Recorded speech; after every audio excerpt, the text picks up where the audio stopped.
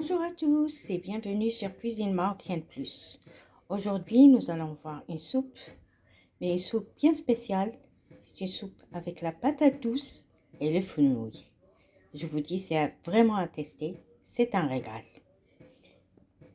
J'espère que vous allez suivre cette vidéo jusqu'à la fin pour voir l'ingrédient secret qui rend cette soupe un régal et tester ma soupe et me laisser des commentaires. Allons-y au travail. Dans une marmite, je vais mettre une cuillère à soupe de beurre et je vais le faire fondre un petit peu. Après que le beurre est fondu, je vais rajouter un poireau que j'ai coupé. Bien sûr, je l'ai lavé, je l'ai coupé en rondelles. Si vous n'aimez pas le poireau, vous pouvez le remplacer par un oignon. Voilà. Et je laisse le poireau revenir sur feu doux. Quand le poireau devient translucide comme ça,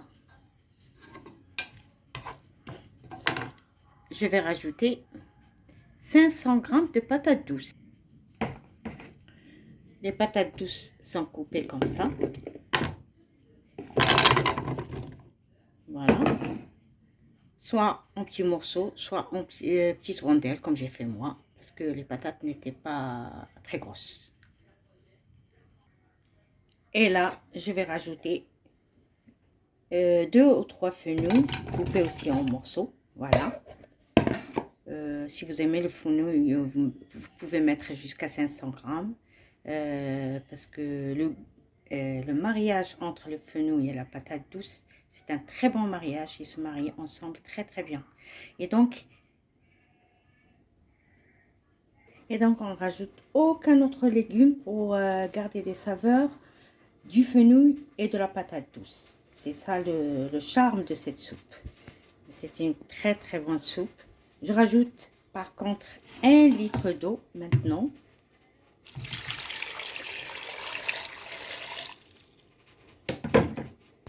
Du sel.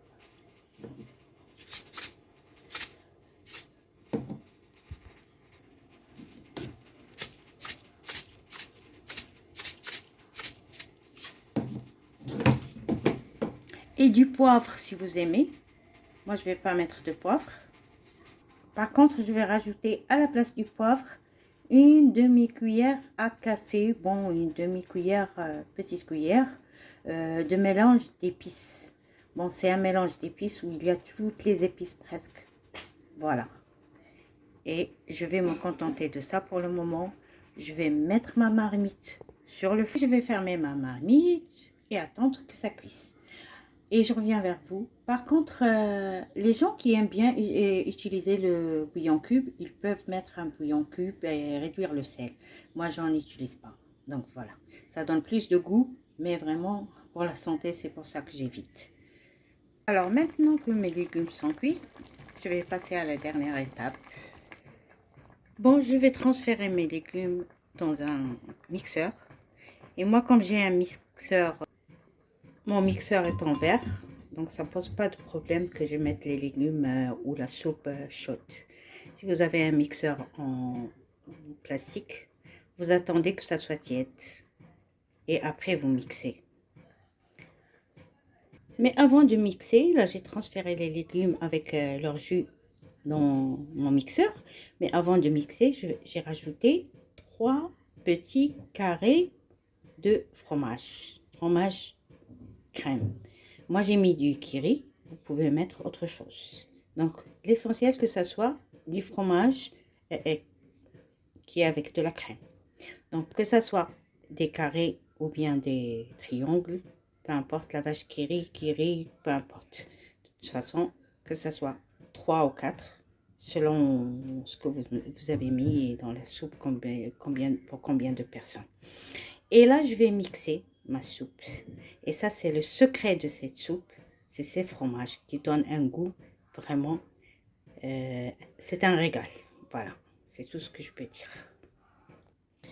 Donc, après l'avoir mixé avec du fromage, je présente ma soupe comme je fais moi. Si vous voyez, par exemple, que la soupe, elle est épaisse, vous pouvez rajouter un peu d'eau comme j'ai fait moi. Donc voilà. Et la présentation, ça reste un choix aussi. Voilà la fin de ma présentation.